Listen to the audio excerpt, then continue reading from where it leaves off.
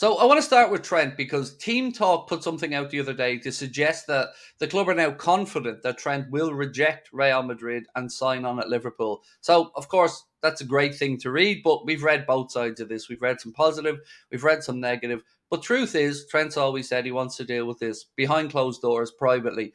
So I got to ask you, have you heard anything in any direction around Trent's future? No, sorry about that. Unfortunately, not.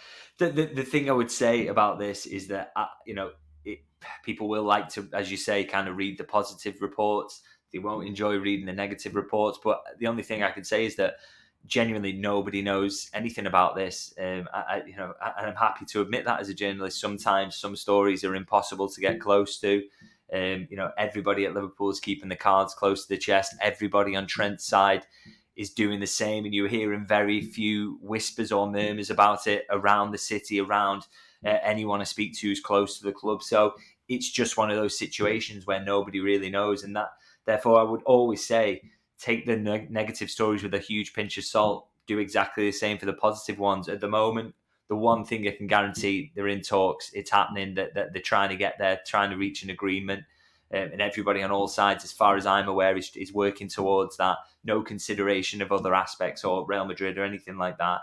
That's what we do know. And as difficult as it is, and as used to we are in modern football with a lot of these contract negotiations or any situations around transfers being kind of played out completely in public.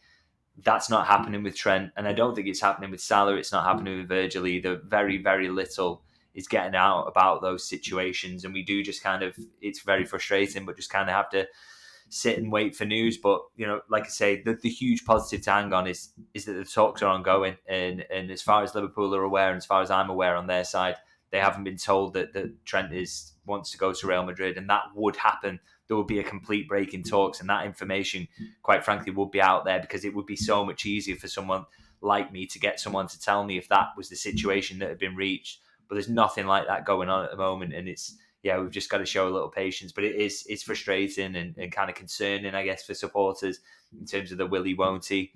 But we just got to kind of hang in there, I guess. I think as supporters, most of us feel that this decision is Trent's to make. Obviously, numbers have to match for the club and all that other stuff, but it feels like it's Trent saying categorically, I want to stay, or I'd like another chapter. But if we move on to Mohamed Salah and Virgil, I feel the conversation's a little bit different, David. So obviously, Joycey put out something to say that there has of yet been no breakthrough in negotiations with Mo. He mentioned that the club are trying to allocate resources correctly. And I've got to be honest with you, as a fan, and with my own chat as well, people feel like that particular line sticks in the throat a little bit, the allocation of resources. It's not that the club haven't got them, it's that they want to allocate them correctly.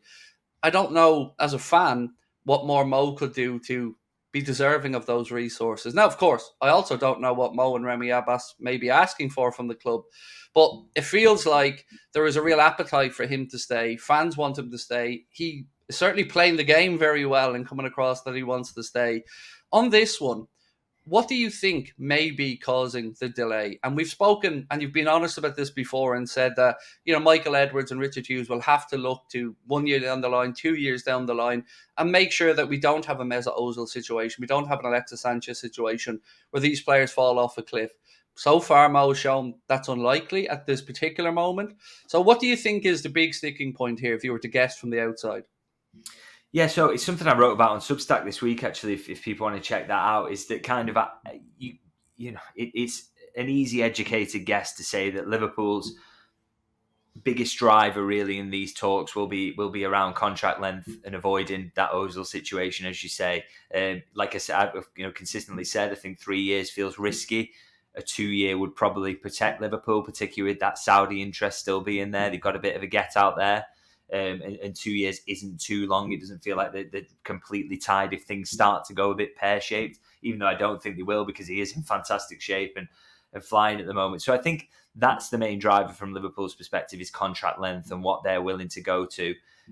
From Salah's perspective, I mean, again, we just don't know on that side whether is he asking for a pay bump in any way. I think that would be very hard to push to because he's already so highly paid.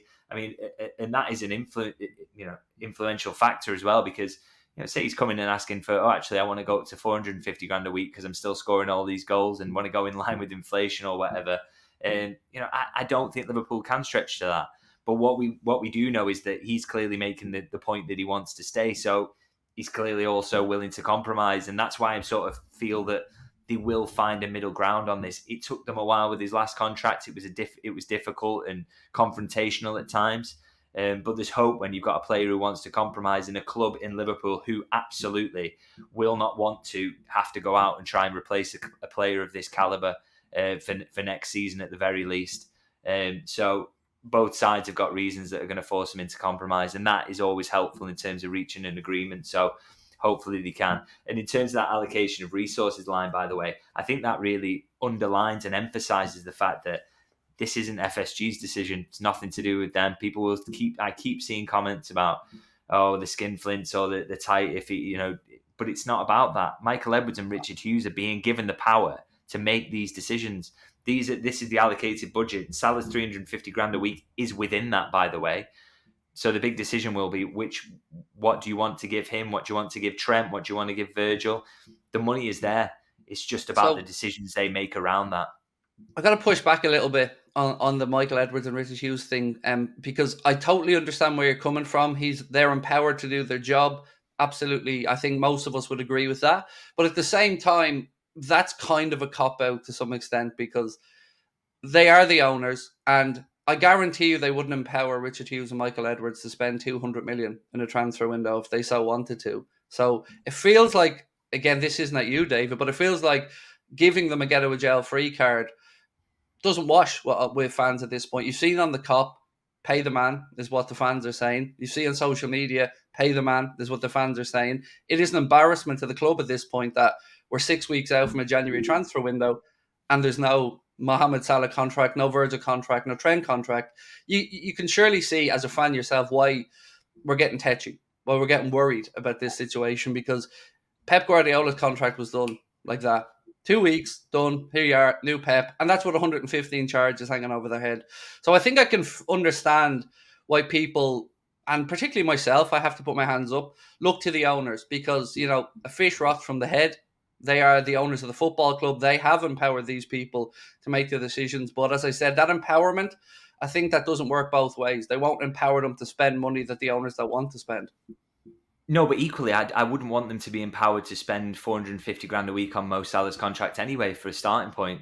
I think there should be a limit there about what they go to. So, and by the way, David, sorry, I'm fully in agreement with you on no pay rise for Mo. I'm fully with you on that. I think 350 grand a week. The way I look at that, David, is he's past his peak. He's reached the top of the mountain, and it is a slow, and we hope it's a very slow decline. But I think most of us are really with you on that, and the owners on that. I don't see a pay rise being the way forward. I think most of us are in agreement on that. So this is it. So FSG, there's absolutely no question in my mind have empowered them to make a decision within his current framework of what his salary is. There's just no question of that for me. And I just don't think, they've consistently showed.